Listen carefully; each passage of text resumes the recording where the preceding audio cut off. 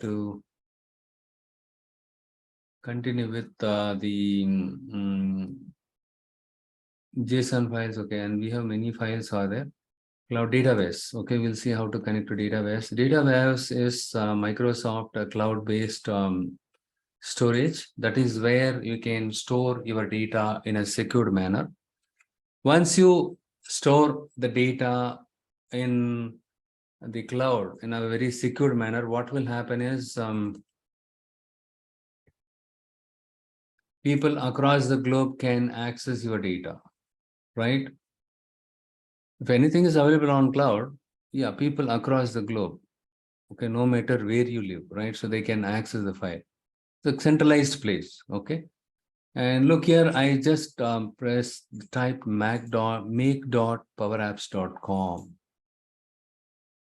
How many of you heard about Power Apps? Power Apps is also a very popular topic in Microsoft. And we'll see, this is one of the applications that, that is part of the Power Apps, which one the database and all. And here, look here on the top right here.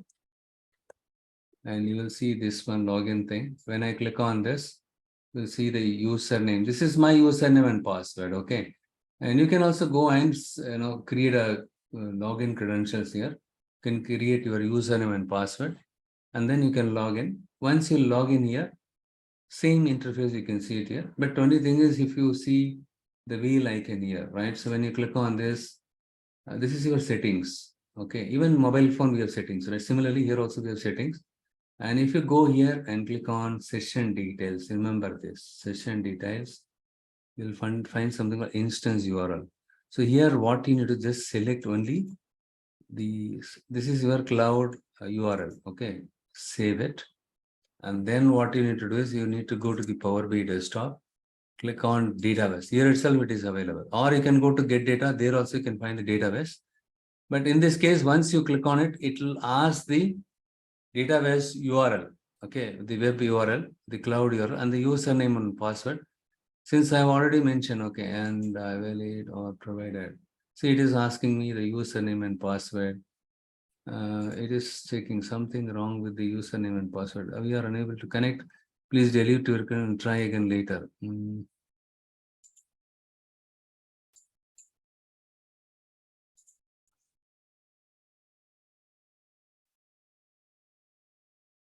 It is opening another one. This Opera browser. Preview.powerbi.com direct.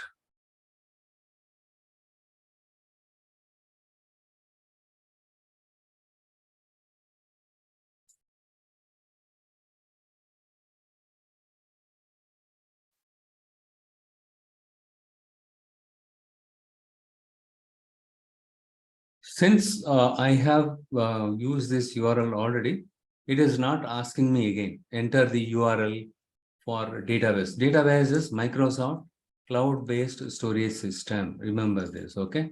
And if you see here on the left side, one second. Left side, you can see the database here. When you click on this down arrow, drop down, it'll get expanded. And if you see here, just when you have some tables, choices, data flows, I just click on tables. You can see a lot of tables here, out here. These tables got created by someone else. I did not create it. So, okay, these tables are available here. And if you want to load your file, what you can do is you can go to import. Click on import data from Excel from your local laptop to cloud. You can upload the Excel file, okay? And or you can create a new table. You can create it here. So here creating the table is a little bit different. Okay, so we can see the tables. These tables got created earlier by someone else, and this one is available in database. And I just click on the account table, and then here you can see the table properties. The table name is account type is standard, and the primary column is account name and column. Also these things. And if you scroll down, you can see the data. You can see the data that belong to each column. Account number and name has this value in it, main phone number. These are the column names. In Excel, you will find the column name, cell name, and then the values, right? The same thing you can see it here. So now what I'm going to do is for the sake of illustration, I'm going to connect to this Power Apps using Power BI Desktop and then load this account table into my Power BI Desktop. Now here, let me just see here what problem I have it here.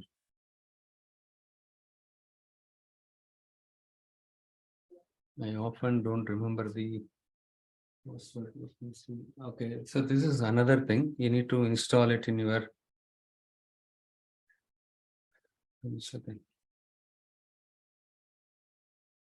Authenticator, Microsoft Authenticator in the Play Store, Google Play Store.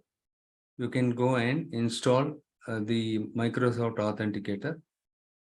What happens is, even if you specify your username and password, it requires additional, it provides additional security. Okay, you need to enter you need to use the Microsoft Authenticator.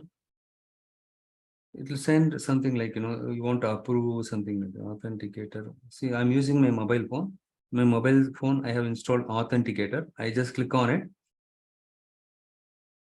And then now it takes time.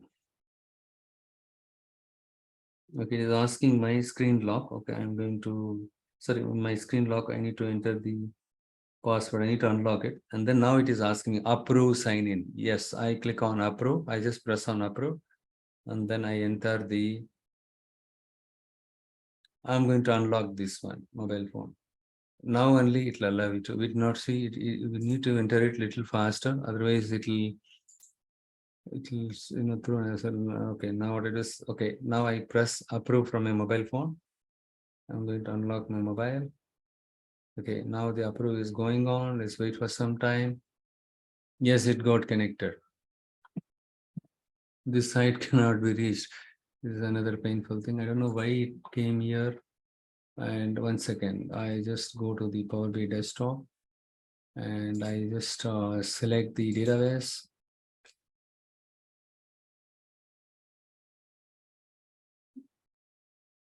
You are already signed in. The credential providers are invalid. I think I changed the password and the browser window is opening for you to sign in.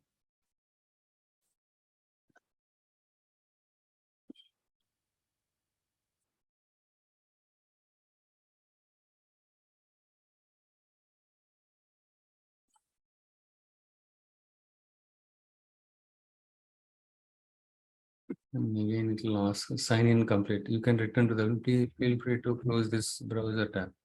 Yeah, now it shows sign in complete. Yeah, let's wait for some time. You are currently signed in. Let's wait for some time. I think, yeah, connect. Still, it shows connect. Waiting for database. Yes, now it got connected. Cool.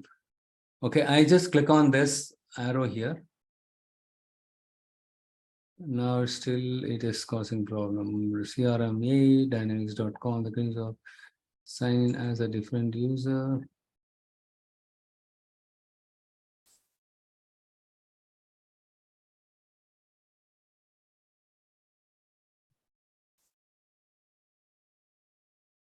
Yeah, now it got connected. You can see, look here, account table. So whatever the table we have seen it on cloud under the Power Apps, right? The tables, the account table, it is visible here. Not only the account table, when you click on this, you can see all the other tables here. Account, address, appointment, business unit, everything, right?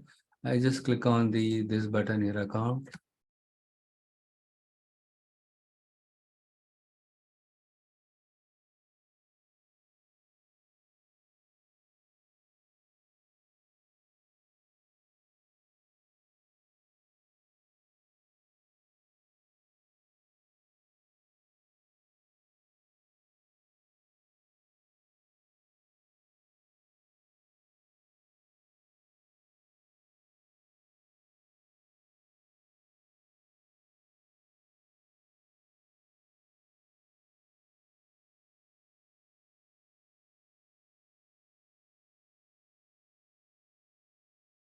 Look here, it shows all the columns. Lot of columns are there, but number of records are very less. Only 2 records are there, right? Number of columns are more. And if you see here, you have load transform data cancel. So what I am going to do, I'm going to hit the load button. What will happen is the account table data from the Power Apps, the DataVerse, it will get imported into my Power BI desktop. Click on it, that's all. Here also you have import direct query option. Okay, you can select import and click on OK. The entire data will get pushed to your Power BI desktop. Now the account table data will be loaded inside your Power BI desktop file, desktop itself. If the volume of the data is very, very high, then you can use direct query so that the data will not get imported. Only the table name, column name, the relationship only will get loaded here. The metadata only will get loaded. In this case, since the number of records are very less, just 2 records, I just imported it. So now what I do is I just click on the pie chart and then let's see, how we can use this table here. And then here's something called account name.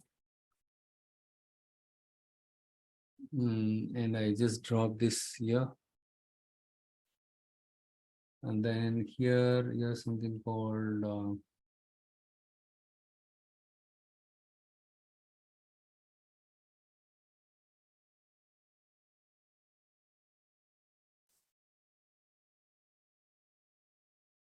number of employees. Okay.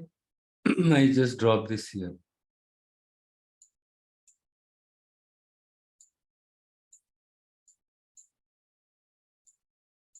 You can see that in each account name, the account, it's kind of, each account, how many number of employees are there, something like that. Okay. A sale of sum of number of employees by account name. In each account name, how many number of employees are there. So you have some city, power and light. It's kind of a department. You just think that way. Okay.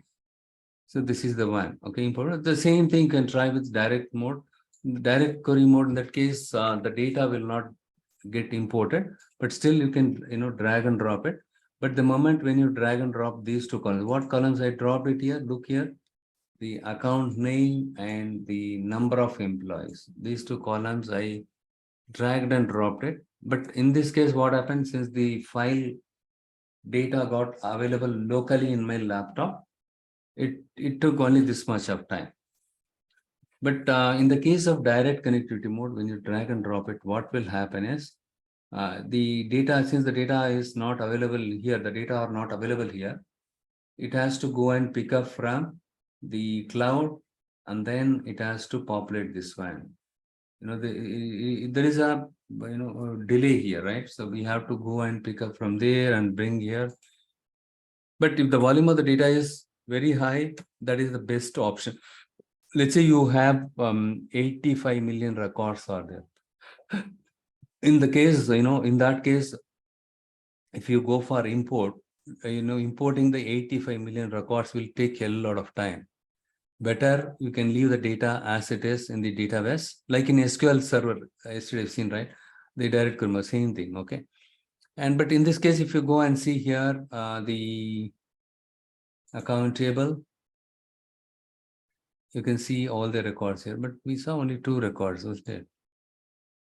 Here we can see more number. Maybe, it is yeah, this is the data we can see, because I have used the import connectivity mode. But if you use the direct mode, you cannot see the data here. That's all. The SQL Server, whatever we are saying, the same thing is applicable here also. Next, what are the things are there? The next one is the database. We have seen it, and web pages also. Web pages. Let's see how we can pull the data. If you want to grab the data from any website, any URL, for example, Amazon.in.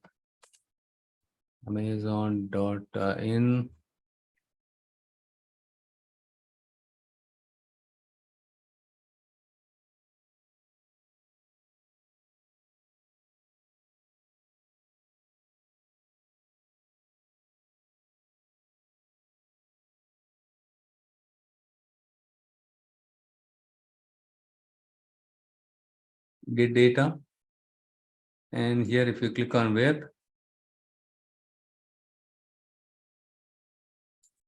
and then you can paste it here, the link. Okay. Let's see what happens. I just click on OK. I want to pull the data from a website directly. Instead of loading the data from locally or from the cloud, right? From the website URL, the portal itself, if you want to pull the data, that is also possible using the web pages connection.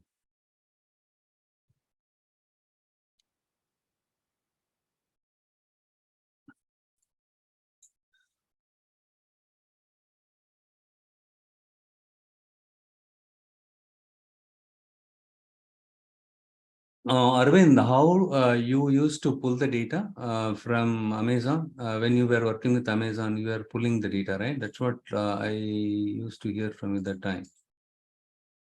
Were you using Python or used any other tool? Arvind?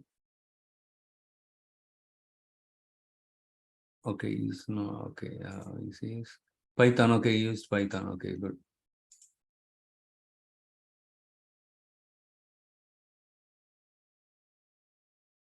Yeah, in Python, you have some beautiful soup, right? I think you used, you would have used a package called beautiful soup, using which I think you would have done it.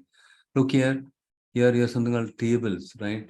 Table one, and you can import this a table itself. Samsung mobile, all the things. What are the data that you wanted? You select all the tables you selected, and if you go and see it here, the Amazon website, right? All the things. Samsung Galaxy S22 5G. No, not this one. Table one shows AV book. Table two, yeah, table two. Samsung Galaxy S20 5G and 8 GB RAM, 8 GB RAM. Prime, yeah, Phantom white. Look at Phantom white, Phantom black, purple. Quantum black and purple, right? So all these things, all these, the entire row, the entire row is considered as one table. And table three, likewise, right? The table three, table four, for each and everything, right? It consists a table. And then whichever table that you needed. For example, you don't need the about as, okay. And then table six is again, you don't need this one. And table four, this is also not required. And table three, best offers on, I don't need this one. I just want to check the price review, only these things, okay, free delivery, all these kind of things. So in this case, what happens is we do some kind of competitor analysis. What is, the price quoted by Amazon for these four different models of Samsung versus our, price.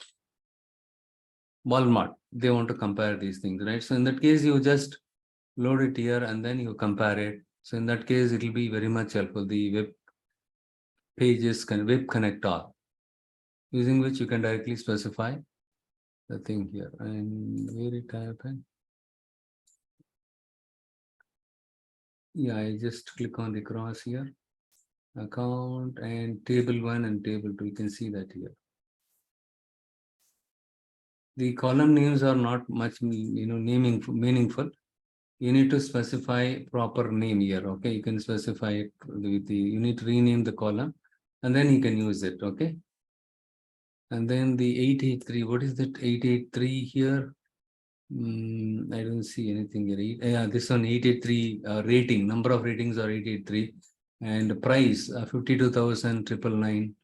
Okay, just you can go here and then you can, you need to check the column number. So the column number was column 8, right? Column 8 and the column 1 and column 8. So what you do is you can use some visual.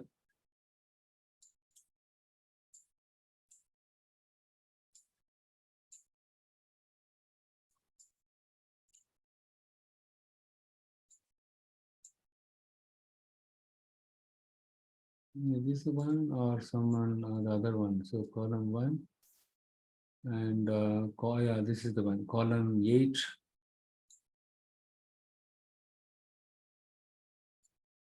And in this case, you can use this kind of thing.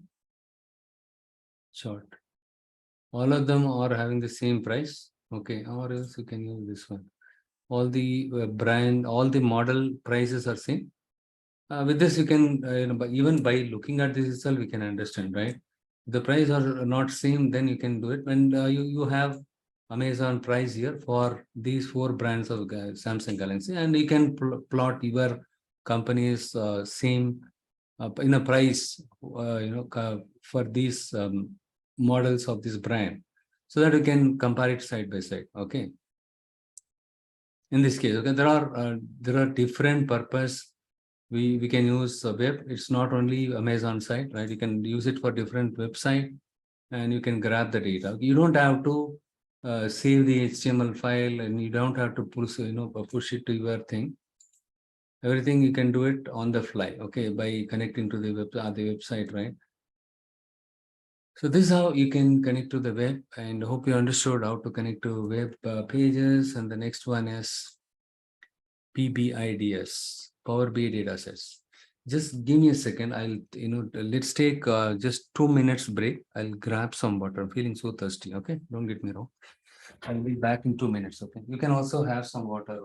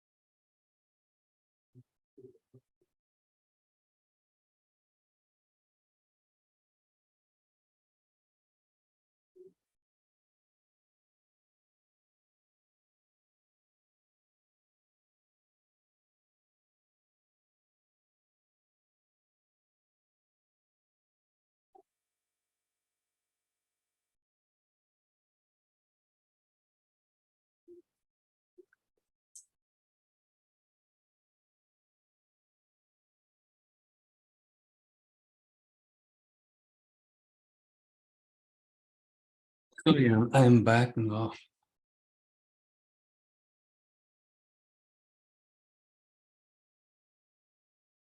I should have paused it.